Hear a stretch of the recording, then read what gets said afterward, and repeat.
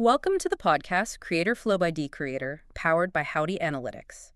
Today, wow, you've brought us a really fascinating stack of sources, and they all seem to circle around one incredibly powerful idea: clarity. That's right. It keeps coming up again and again. Yeah, so we're going to take a deep dive into what that actually means. For you, whether you're maybe a consumer battling some unexpected fee, or perhaps you're a creator trying to build an offer. Or really just anyone trying to navigate, the complexities of modern deals, modern transactions. Exactly. Think of this as maybe your shortcut to understanding why clear really is the new clever. I like that. Clear is the new clever. Our mission today really is to pull out the most important nuggets of knowledge from all these sources we looked at. We want to turn what might seem like, quite overwhelming information into some actionable insights and hopefully some real aha moments for you. Okay, let's do it. So let's dive right in. Our sources, they kick off by painting a picture that, well, I think many of us have probably experienced. Unfortunately, yeah. That moment when a deal feels truly closed, you've signed the last document, everything seems final, and then boom. Yeah, a surprise bill lands in your inbox. Or maybe a new demand pops up, that infamous ghost payment. Right, that ghost payment. The sources give this specific example, the PMI ghost payment. It's like, you sell your home, everything seems done, keys handed over, relief. Pure relief. You think you're finally over the finish line. And then days, maybe even weeks later, you get an email, your payoff was short, you owe more. Pay now or interest gets added. It's often that private mortgage insurance, the PMI, payment that posts late from the lender's side. It wasn't your fault. But suddenly it's your problem. You did everything right, followed all the steps, but that finish line, it just poof, moved. It's infuriating. And what's really fascinating here, or maybe frustrating is a better word, is how clarity just completely evaporates in these moments. The sources highlight these really common tactics. You see these vague demands, like just you owe more. But more what? Based on what? No specifics given. Right. Zero detail. And then there's this push for urgency over clarity. It's always pay now or else, before you even understand the charge. Yeah, pressure first, explanation, maybe later, if you're lucky. Exactly. Yeah. And you often get that deflected responsibility too. The classic, sorry, that's just how it works, or it's system generated. Oh, that one's the worst. It really is. This pattern, it just creates distrust. It leaves you feeling lost in this fog, right? Really, and it immediately makes you think, wait, are they hiding something here? Is this legitimate? Or even, why am I the one who has to fix their mistake? It feels personal. Absolutely. It goes beyond just the money, which naturally brings up a really important question. How can you actually protect yourself from this never really closed trap? Thankfully, our sources offer some practical advice, kind of a finalization checklist. It's all about insisting on certainty in writing. Okay, so what does that look like? First, you absolutely insist on getting all the settlement sheets, the final numbers in writing. Make sure they detail amounts, dates, who signed off, everything. Get it on paper. Got it. Second, you have to explicitly ask and get this documented, maybe in an email chain. Are there any other fees or charges, potential ones, that could possibly show up after this closing date? Force them to state it clearly. Precisely. Third, demand clear, written confirmation that nothing else can be added later. A statement of finality. Okay. And maybe most crucially, Yeah. keep copies of everything.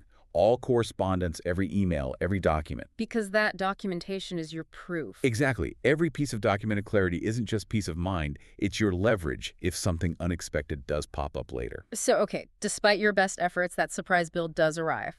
What typically happens next, according to the sources, it sounds like you enter the corporate runaround maze. Ugh, yes. That's a great description. It's this frustrating bureaucratic labyrinth. Feels like it's designed to just wear you down. Endless call transfers. Oh, sorry, that's not my department. Let me transfer you. Click. New person. Same story. And the canned script responses. Oh, these fees are standard. Or, it's just policy. Answers that don't actually answer your specific question. Right. And then you get the contradictory information. One person says you owe. The next says maybe you don't. A third has no idea what you're even talking about. It makes you doubt yourself. It really does. And the sources dig into this. It's not just about the money, is it? There's a real personal toll. Definitely. It's that loss of trust. I mean, what's the point of signing something that says final if it isn't? Exactly. And the emotional fatigue. You go from relief back to stress, maybe even resentment. It's draining. Plus that feeling of power imbalance. It's just Yeah. you against this big company with their confusing systems. And the stolen time. Hours, maybe Yeah. days, spent on hold, writing emails, chasing answers, time you can't get back. So why? Why do companies sometimes make it so difficult? Is it always intentional? Well, the sources suggest that stepping back, this confusion can actually be um, profitable sometimes, Huh. or at least beneficial to the company. Think about it. If even a small percentage of people just give up and pay the surprise bill, that's extra revenue. Right, it adds up. It also reduces their accountability. Mm. Delays, vague answers. Mm. It makes it harder to pin down who made the mistake or why the charge is there. Keeps things murky. Mhm. It also helps them avoid setting precedents. If they fix it easily for you, maybe they'd have to fix it for everyone. Mhm. If you drop it, the next person faces the same battle. Ah, okay. And honestly, sometimes it just saves them effort. If you give up or you spend your time figuring out their error, well, that's less work for them. The system isn't always built for your peace of mind. Sometimes it's really built to protect them. But it's not hopeless. The sources also show how real people do push back effectively. It often starts with some simple but really powerful moves. Yes, essentially creating your own meticulous counter-narrative, your own Mhm. paper trail. Okay, like what? First, log absolutely everything. Dates, names of people you spoke to, times of calls, summaries of emails. Keep a running record. Document, document, document. Exactly. Second, after every important conversation, especially phone calls, send a follow-up email summarizing it. Per our call today at 2:15 p.m., you stated X. Creates a written record. Smart. Locks it in. Third, don't be afraid to escalate, politely but firmly. I understand, but could I please speak with a supervisor or someone in resolutions? Move up the chain if needed. Fourth, always ask for documentation from them. Could you please email me the details of this charge, including who authorized it and the relevant policy section? Put the onus on them. Make them show their work. Right. And finally, if it comes to it, file a formal dispute. Always ask for a case number or a reference number. This signals you're serious and helps track progress. Got it. So each documented step is like a signal flare. Precisely. It signals your persistence. Our sources really emphasize staying cool and firm. Not aggressive, just persistent.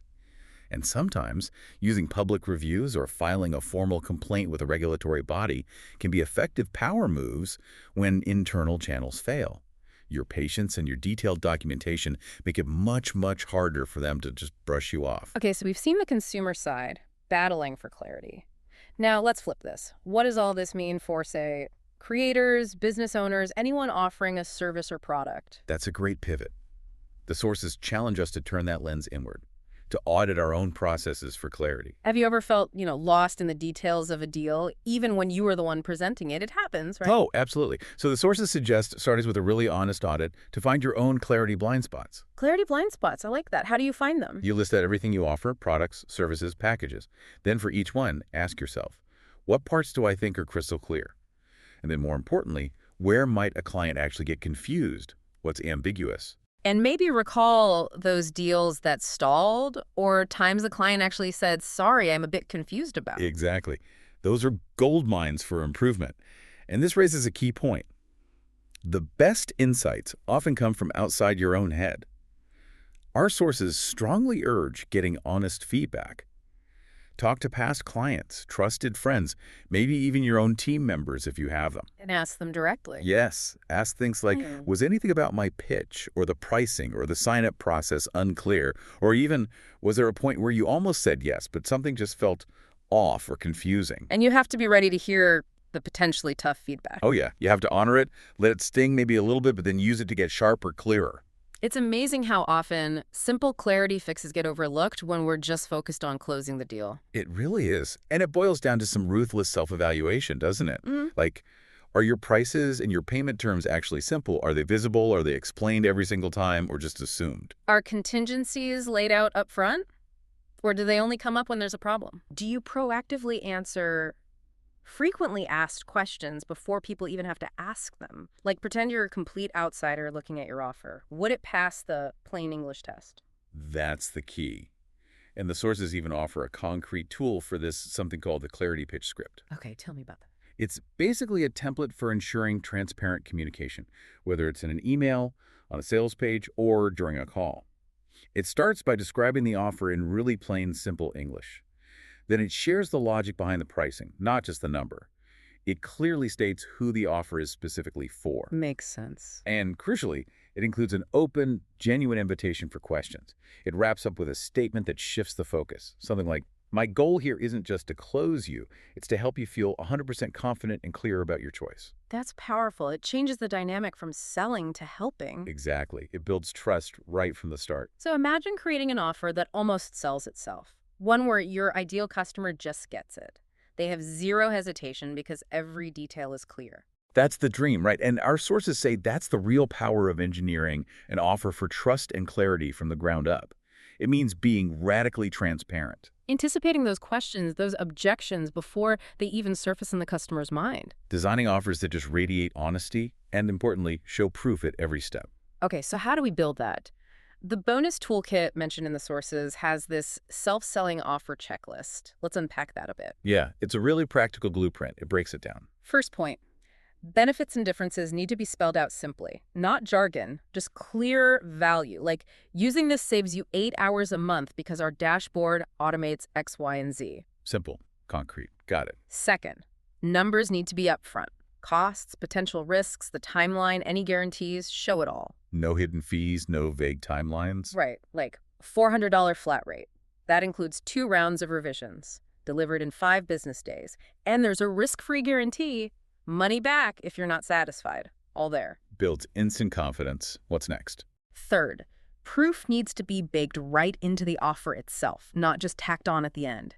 Testimonials, case studies, maybe third-party reports. So it feels integrated, not like an afterthought. Yeah, you want reviews highlighted that say things like, everything was totally upfront, absolutely no surprises. Makes sense. Social proof reinforcing the clarity. Fourth, the call to action has to be super clear, totally pressure-free, and really easy to access. Think. Ready to book a quick demo? Just click here. No pressure, just info. Easy and inviting. And finally, this one's interesting.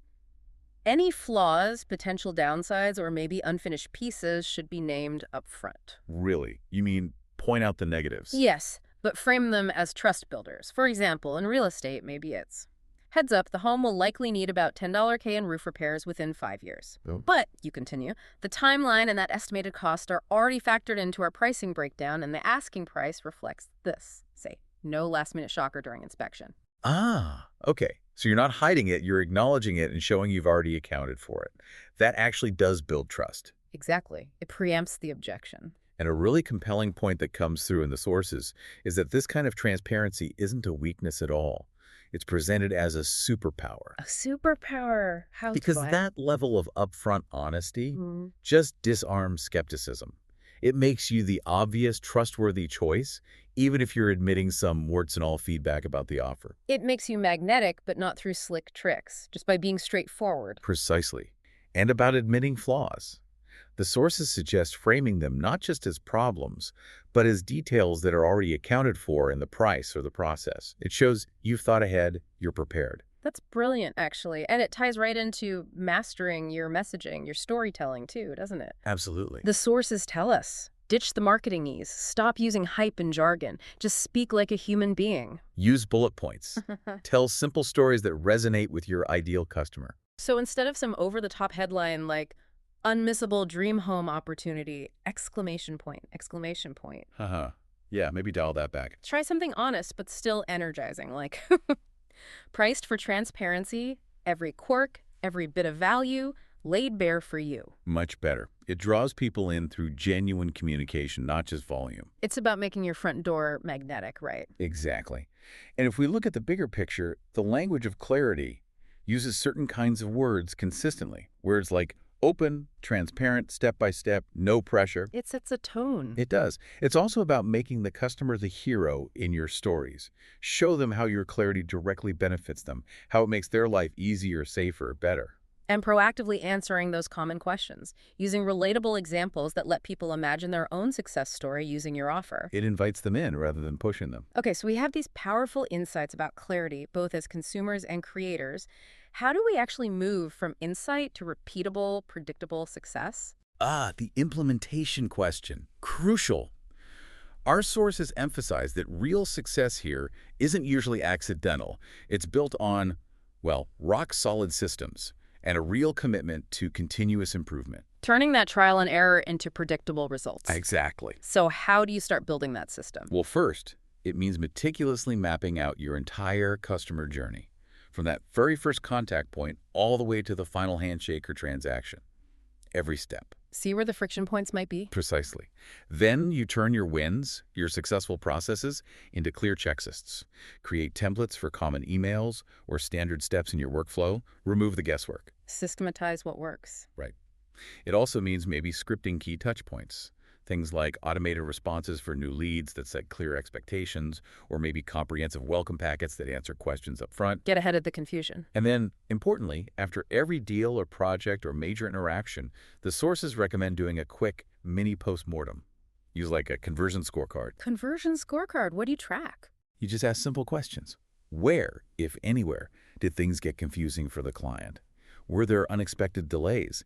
Did anything feel stressful or unclear? Capture that feedback immediately. Yes, because the real revelation here is how that feedback becomes your absolute fast track to growth. The sources hammer this home. You have to make feedback feel safe and welcome. And then this is key. You have to actually update your processes based on what you learn. Don't just collect feedback, use it. Use it.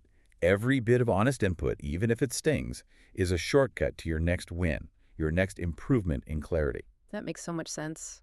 What about negotiations? Clarity seems important there too. Hugely important. Even in negotiations, having clear boundaries, stated politely but firmly, build immense respect and trust. How so? Well, standing firm but politely, maybe saying something like, we're committed to fair, open deals based on the value provided.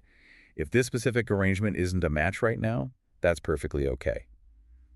It protects everyone involved. It sets expectations clearly. Yes, and it often strengthens the eventual agreement because both sides know exactly where they stand. No lingering resentment or confusion. Okay, this leads perfectly into the final big idea from the sources. The clarity growth loop. What's that about? It's this powerful idea that clarity isn't some finish line you cross once. It's more like a muscle you have to continuously build and strengthen. Ah, so it's an ongoing process. Exactly. It's about habit stacking for clarity. Small, consistent actions. Like what kind of actions? Like updating your website's FAQ page the moment a new question comes up twice. Don't wait. Proactive. Or maybe recording a quick 1-minute video explaining a common sticky point in your process and sharing it widely. Use different formats to explain. Right. Or weaving brief, real-world customer stories that specifically highlight your transparency into your next email newsletter or social media post. Show, don't just tell. Exactly. These are small moves, but done consistently, they lead to significant improvements in clarity over time. It really ties everything together, doesn't it? It does. Because the core truth is, when you consistently work to remove friction, when you proactively answer objections and questions, you just make it easier for people to take action. You make trust deeper. And that loop, iterate based on feedback, learn, repeat the improved process, it builds this effortless momentum. That's the clarity growth loop. It builds future-ready growth because you're constantly making things clearer, smoother, and more trustworthy. It's a compounding effect. Yeah. Every tiny shift makes it easier for everyone to say yes. Wow. Okay, that was quite a deep dive we took there. We covered a lot of ground. Yeah, and it's so clear that clarity, it's really not just some buzzword. It's a genuinely powerful tool. It doesn't matter if you're the one battling a surprise bill or the one trying to build an offer that people trust instantly. Absolutely. It protects your peace of mind as a consumer, and it elevates your impact as a creator or business owner. We've seen how confusion can be exploited, but also the concrete steps you can take to protect yourself. Right. And then we pivoted to see how creators can build these radically transparent, almost self-selling offers by focusing on clarity. It really comes down to this. Clarity protects, it attracts, and it builds that lasting trust. And it fuels that continuous improvement loop, turning every stumble, every bit of confusing feedback into a leap forward. So here's a final thought to leave you with. If we accept that business noise isn't always loud shouting, but sometimes it's actually a silence, a lack of explanation and absence of crucial detail.